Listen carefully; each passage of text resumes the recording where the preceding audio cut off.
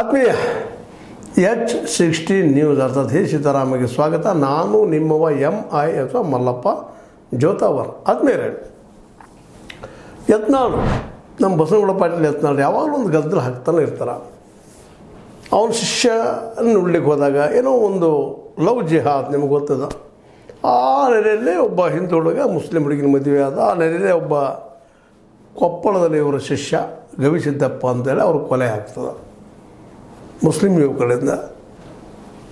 ಅದು ಆದಾಗ ಅವ್ರ ಮನೆಗೆ ಮಾತಾಡಿಸ್ಲಿಕ್ಕೆ ಹೋದಾಗ ಏಕಾಏಕಿ ರೋಷಾವೇಶಕ್ಕೆ ಹಿಂದೂ ಯುವಕ ಆಗಿದ್ದ ತಪ್ಪೇನು ಅಂತೇಳಿ ಸಿಟ್ಟಿನಿಂದ ಇನ್ನು ಮೇಲೆ ಯಾರಾದರೂ ಮುಸ್ಲಿಂ ಯುವತಿಯರನ್ನ ಮದುವೆ ಆದರೆ 5 ಲಕ್ಷ ರೂಪಾಯಿ ಕೊಡ್ತೀನಿ ಅನ್ನೋ ಮಾತು ಮಾತಾಡಿಬಿಟ್ರು. ಅದಕ್ಕೆ ದೊಡ್ಡ ಗದ್ದು ಹಿಡಿದು ಬಿಟ್ಟದ. ಇವತ್ತು ಆಲ್ಮೇಲದಲ್ಲಿ ಆಗಿರ್ಬೋದು, ಸಿಂದಗಿಯಲ್ಲಿ ಆಗಿರ್ಬೋದು, ಬೇರೆ ಬೇರೆ ಕಡೆಗೆ ಮುಸ್ಲಿಂ ಯುವತಿಯರು ವಿರೋಧ ಮಾಡ್ತಾ ಇದ್ದಾರೆ. ಅದಕ್ಕೆ ಅನೇಕ ಮತ್ತು ಮುಸ್ಲಿಂ ಲೀಡರ್ಗಳು ವಿರೋಧ ಮಾಡ್ತಾ ಇದ್ದಾರೆ. ಮತ್ತು ಇನ್ನೊಂದಿಲ್ಲ ನಾವು ತಿಳ್ಕೊಬೇಕಾಗಿದ್ದೇನಪ್ಪ ಅಂದ್ರೆ ಯತ್ನಾಳ್ ಅಂಥವ್ರು ಆಗಿರ್ಬೋದು, ಅದೇ ಕಾಲಕ್ಕೆ ಮುಸ್ಲಿಂ ಲೀಡರ್ಗಳು ಆಗಿರ್ಬೋದು, ಈ ಲವ್ ಜಿಹಾದ್ ಅನ್ನುವಂಥದ್ದು ಏನಂದ್ರೆ ಇದು ಮೊದಲೇ ಕಾನ್ಸೆಪ್ಟ್ ತಪ್ಪನೇ ಇದೆ. ಲವ್ ಅನ್ನೋದು ಯಾರನ್ನು ಕೇಳಿ ಹುಟ್ಟುವುದಿಲ್ಲ, ಅದು ಬೇಕಂತ ಹುಟ್ಟುವುದಿಲ್ಲ, ಬೇಕಂತ ಬರೋದಿಲ್ಲ, ಬೇಕಂತ ಹೋಗೋದಿಲ್ಲ. ಪ್ರೀತಿ, ವಿಶ್ವಾಸ, ಆತ್ಮೀಯತೆ ಅನ್ನೋದು ಯಾರು ಹೇಳಿ ಬರೋದಿಲ್ಲ. ಅದು ಸಹಜವಾಗಿ ನೈಸರ್ಗಿಕವಾಗಿ ಹತ್ತುವಂಥದ್ದು. ಅದು ಹಿಂದೂ ಅದಾರೋ, ಮುಸಲ್ಮಾನರು ಅದಾರೋ, SC ಅದಾರೋ, ST ಅದಾರೋ, ಅಥವಾ ಮೇಲ್ಜಾತಿ ಅದಾರೋ, ಕೆಳಜಾತಿ ಅವ್ರು ಇದ್ದಾರೋ, ಎಲ್ಲೇ ಆದರೂ ಹುಟ್ಟುತ್ತದೆ. ಅದಕ್ಕೆ ನಮ್ಮ ಇವತ್ತಿನ ಬೆಳೆದ ಸಮಾಜ ಅದಕ್ಕೆ ಮನ್ನಣೆ ಕೊಡ್ಬೇಕಾಗಿ ನಮ್ಮೆಲ್ಲರ ಕರ್ತವ್ಯ ಆಗಿದೆ ಇವತ್ತು. ಯಾಕೆ 2 ಜೀವಿಗಳು ಒಬ್ಬರೊಬ್ಬರು ನಾವು ಬದುಕಬೇಕಪ್ಪ ಅಂತ ಕೂಡಿ ಬದುಕಬೇಕಂತ ಏನೋ ಬರ್ತದೆ ಜೀವನದಲ್ಲ. ಹಿರಿಯರ ಅಂತ ನಾವು ಅದನ್ನು ಪಾಸಿಟಿವ್ ಆಗಿ ತೆಗೆದುಕೊಂಡ ಅವ್ರಿಗೊಂದು ವ್ಯವಸ್ಥೆಯನ್ನು ಅನುಕೂಲ ಕೊಡಬೇಕಾಗಿತ್ತು ನಮ್ಮ ಕೆಲಸ. ಅದು ನಮ್ಮ ಸಮಾಜಗಳು ಇವತ್ತೆಲ್ಲ ಜಾತಿ, ಧರ್ಮ ಇನ್ನುಳಿದ ಕಾರಣಕ್ಕಾಗಿ ಒಡೆದು ಚಿತ್ರಾಣ ಹೋಗ್ಬಿಟ್ಟಿದ್ದಾವೆ. ಈ ಸಂದರ್ಭದಲ್ಲಿ ಇದನ್ನು ಮಾತಾಡಿಸೋದು ಕಷ್ಟ ಆಗಿದೆ. ಪ್ರಗತಿಪರರಪ್ಪ ಇವರು, ವಿಚಾರವಾದಿಗಳು ಏನು ಜನರು ತಿರುಗಿ ಕೆಡಿಸ್ತಾರೆ, ಹೀಗೆ ಮಾತಾಡ್ತಾರೆ. ಅದು ನಾವಿಲ್ಲಿ ಗಮನಿಸ್ಬೇಕಾಗಿದ್ದೇನಪ್ಪ ಅಂತಂದ್ರೆ ಮೊದಲದಾಗೆ ಲವ್ ಜಿಹಾದ್ ಅನ್ನುವಂಥ ನೆಪದಲ್ಲಿ ಇಟ್ಟುಕೊಂಡು ಹಿಂದೂ ಹುಡುಗಿಯರನ್ನು ಮುಸ್ಲಿಮ್ ಮದುವೆ ಆಗ್ತಾರಂತೆ ಒಂದು ದೊಡ್ಡ ಇಶ್ಯೂ ಇವತ್ತು ಮಾಡಿದ್ದಾರೆ. ಅದಕ್ಕಾಗಿ ತಿಕ್ಕಾಟಗಳು ಸದಾ ನಡೀತಾ ಇರ್ತಾವೆ. ಜಾತಿ ವೈಷಮ್ಯ, ಧರ್ಮದ ವೈಷಮ್ಯಗಳು ಬೆಳೆದ ಸಮಾಜದಲ್ಲೇ ಕೂಡಿ ಹೋಗುವಂಥದ್ದು ತಪ್ಪಾಗಿದೆ ಅಂತ. ಹೌದು, ಆಗಬಾರ್ದು. ಎಲ್ಲರೂ ಹೌದು ನಮ್ಮ ಧರ್ಮದಲ್ಲಿ ಒಂದು ಜಾತಿಯಲ್ಲೆಲ್ಲ ಇರಬೇಕಂತ ಎಲ್ಲರೂ ಬಯಸ್ತಾ ಇರ್ತಾರೆ. ಆದರೆ ಬಯಸಿದ್ರೂ ಸಹಿತ ಕೆಲವೊಮ್ಮೆ ಏನೋ ನಡೆದು ಹೋಗಿಬಿಡುತ್ತೆ. ಅದು ನಿಸರ್ಗ ಅಂತೀವಿ ನಾವು, ನೈಸರ್ಗಿಕ ಅಂತ ಹೇಳ್ತೀವಿ. ಆ ದಿಶೆಯಲ್ಲಿ ಅದನ್ನು ಏನಾದರೂ ಮಾಡಿ ಅನುಕೂಲ ಸಾಧ್ಯ ಎಷ್ಟದ ಅದನ್ನು ಬಗೆಹರಿಸ್ಕೊಂಡು ನೆಮ್ಮದಿಯಿಂದ ಶಾಂತಿಯಿಂದ ಇರುವಂಥ ಒಂದು ವ್ಯವಸ್ಥೆ ಮಾಡಬೇಕಾಗಿದೆ. ಅದು ಬಿಟ್ಟು ನಮ್ಮ ಯತ್ನಾಳರು ಯಾವಾಗಲೂ ಹಿಂದೂ ಮುಸ್ಲಿಂ ಅವ್ರ ಜೊತೆಗೆ ನಮ್ಮ ಈಶ್ವರಪ್ಪನವರು ಅಥವಾ ಒಂದು BJPಗರು ಆಗಿರ್ಬೋದು ಮ್ಯಾಕ್ಸಿಮಮ್ ಅವರಲ್ಲೇ, ಅದು ಇವನ್ ನಮ್ಮ ಕಾಂಗ್ರೆಸ್ಸಿಗರಲ್ಲೂ ಇದರಿಲ್ಲ ಅಂತಲ್ಲ. ಇವರು ಇವತ್ತು ನಿಂತು ವಿಚಾರ ಮಾಡಬೇಕಾಗಿದೆ ಎಲ್ಲರೂ. ಅದರಲ್ಲೂ ಯತ್ನಾಳ್ ಅಂತವರು 2 ಕೋಮುಗಳ ಒಂದು ಆದಷ್ಟು ವಿಶ್ವಾಸ ಮೂಡಿಸುವಂಥ ಕೆಲಸ ಮಾಡೋ ಪ್ರಯತ್ನ ಮಾಡಬೇಕು. ಮತ್ತಷ್ಟು ಅದನ್ನು ತಮಗೆ ಅನುಕೂಲಕ್ಕೆ ತಕ್ಕಂಗೆ ಅದರ ಮತ್ತಷ್ಟು ಎಣ್ಣೆ ಸುರಿಯೋ ಮತ್ತೇನು ಮಾಡಿ ಅದು ದಾರಿ ತಪ್ಪಂಗೆ ಮಾಡಬಾರ್ದು ಅನ್ನೋದು ಇಲ್ಲಿ ನಾವೆಲ್ಲರೂ ವಿಚಾರ ಮಾಡಿ ತಿಳ್ಕೊಬೇಕಾಗಿದ್ದಾರೆ. ಇಲ್ಲಪ್ಪ ಅಂತಂದ್ರೆ ಇದೇ ರೀತಿ ತಿಕ್ಕಾಟ ಆಗ್ತಾ ಹೋಗೋದ್ರಿಂದ ಸಮಾಜ ನೆಮ್ಮದಿಯಲ್ಲಿ ಎಲ್ಲಿ ಉಳಿತದೆ. ಯತ್ನಾಳರು ತಮ್ಮ ಶಿಷ್ಯಾಗ ಆಗ್ಯದಪ್ಪ ಒಂದು ಅನ್ಯಾಯ ಆಗಿದೆ ಅನ್ನೋ ಕಾರಣಕ್ಕಾಗಿ ಮಾತಾಡಿದ್ರು. ಅದು ಮಾತಾಡೋ ಮುಂದೆ ಅದು ಏನು ಪರಿಣಾಮ ಆಗ್ತದೆ ಇವತ್ತು ನೋಡ್ರಿ. ಆಲ್ಮೇಲದಲ್ಲಿ ಅದು ಮತ್ತೆಲ್ಲ ಆಯಿತು, ಇವ್ರನ್ನ ತಡೆ ಹಿಡಿತಿದ್ದಾರೆ. ಇದು ನೋಡಿ ಹಿಂದೂ ಯುವಕರು ಅಂತ ಹೇಳ್ತಾರೆ. ಮತ್ತು ಸಂಘರ್ಷ ಸ್ಟಾರ್ಟ್ ರೀ, ಹಿಂದೂ ಮತ್ತು ಮುಸಲ್ಮಾನರೊಳಗೆ ಮತ್ತೆ ತಿಕ್ಕಾಟ ಸ್ಟಾರ್ಟ. ಇದು ಕೆಲವೊಂದು ಸಮಸ್ಯೆಗಳು ಹೆಂಗಿದಾವೆ, ಬಗೆಹರಿಲಾದ ಸಮಸ್ಯೆಗಳು ರೀ. ಅವ್ರು ಮಾಡ್ಯಾರ ನಾವು ಮಾಡೋದು, ನಾವು ಮಾಡ್ಯಾರ ಅವ್ರು ಮಾಡೋದು, ಕೊನೆಗೆ ಏನಾಗೋದಪ್ಪ ಅದರದ ಅಂತ್ಯ ಅಂದರೆ ದುರಂತದಲ್ಲಿ ಅಂತ್ಯ ಆಗುವಂಥದ್ದು. ಅದಕ್ಕಿಂತಲೂ ನಾವು ಇದನ್ನು ಧರ್ಮ, ಜಾತಿ, ಕುಲಗಳು ಮೀರಿ ನಿಲ್ಲಬೇಕಾಗಿತ್ತು. ನಮ್ಮ ನಾಯಕರು ಅದಕ್ಕೆ ಅನುಕೂಲ ಮಾಡಿಕೊಡ್ಬೇಕಾಗಿತ್ತು, ತಿಳಿಸಿ ಹೇಳಬೇಕಾಗಿದೆ. ಇಲ್ಲಪ್ಪ ತಪ್ಪಾಗ್ಯದ, ಮಾಡಬಾರ್ದಾಗಿತ್ತು, ಹಿಂಗೆ ಆಗಬೇಕು ಅಂತ ಹೇಳಬೇಕು. ಅದು ಮತ್ತಷ್ಟು ಪ್ರಚೋದನಾತ್ಮಕವಾಗಿ ಮಾಡಿ ಮತ್ತೊಂದಿಷ್ಟು ಜನ ಎದ್ದು ಈಗ ನೋಡಿರಿ, ಈಗ ಮಾಡಿದ ತಕ್ಷಣ ಅವ್ರು ಮಾತಾಡಿದ್ಕೊಳ್ಳಿ ಈಗ ಮುಸ್ಲಿಂ ಯುವತಿಯರು ಬಂದು ವಿರೋಧ ಮಾಡ್ತಾಯಿದ್ದಾರೆ. ಜೊತೆಗೆ ಅವರು ಹಿಂದೆ ಪುರುಷರು ಇದ್ದಾರೆ, ಮತ್ತು ಬೇರೆ ಅವರು ವಿರೋಧ ಮಾಡ್ತಾರೆ. ಇದನ್ನು ನೋಡ್ಕೊಂಡು ನಾಳೆ ಹಿಂದೂಗಳು ಮಾಡಾಕತ್ತಾರೆ. ಮತ್ತಿದ್ರಾಗ ಏನೋ ಗದ್ದಾಗೆ ಏನೋ ಮತ್ತೊಂದು ಏನೋ ಅನಾಹುತ ಆಯ್ತಪ್ಪ ಅಂತಂದ್ರೆ ಮತ್ತು ಸಮಾಜದಲ್ಲಿ ಬೆಂಕಿ ಹತ್ತಲಿಕ್ಕೆ ಶುರುನ ಒಬ್ಬರೊಬ್ಬರು ನೋಡಿ ವಿರೋಧ ಮಾಡಿ ಬದುಕುವಂಥದ್ದು, ಕೊಲ್ಲು ಹಿಡಿ ಬಡಿ ಕಡಿ ಇವೆಲ್ಲ ಯಾಕ್ರಿ?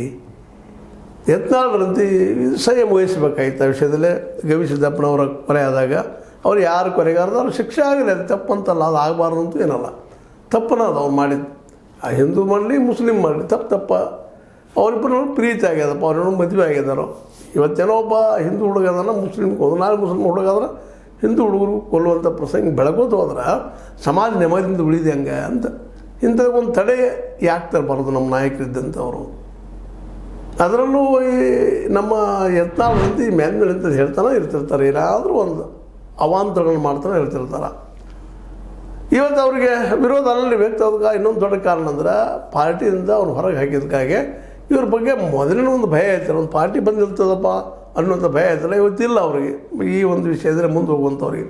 ಅದನ್ನು ನಾವು ಗಮನಿಸ್ಬೇಕಾಗ್ತದೆ. ಆಳಿದಾಗ ಎಲ್ಲ ತಾವು ಉಳಿಬೇಕು, ನಮ್ಮ ಸಮಾಜ ಉಳಿಬೇಕು ಅಂತ ಹೇಳಿಕೆ ಕೊಡಬೇಕು.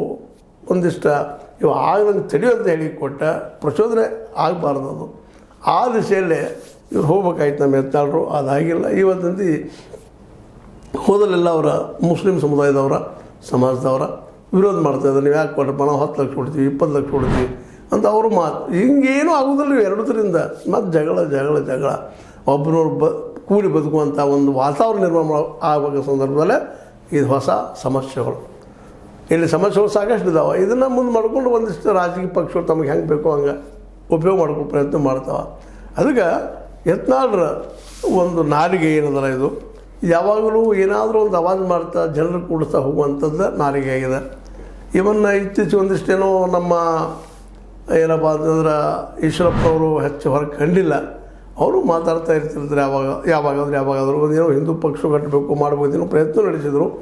ಆದರೆ ಯಾಕೋ ಏನೋ ಸ್ಲೋ ಆಗಿದೆ ಅದು. ಬಟ್ ಮೊದಲಿನಷ್ಟಿಲ್ಲ. ಆದರೂ ಸಹಿತ ನೋಡು ಇಂಥ ಗದ್ದಲ ಆಡಿಸೋದ್ರಿಂದಾಗೆ ಒಂದು ಸಾಮಾಜಿಕ ನೆಮ್ಮದಿ ಹಾಳಾಗುವಂಥ ಒಂದು ವಾತಾವರಣ ನಿರ್ಮಾಣ ಆಗ್ತದೆ.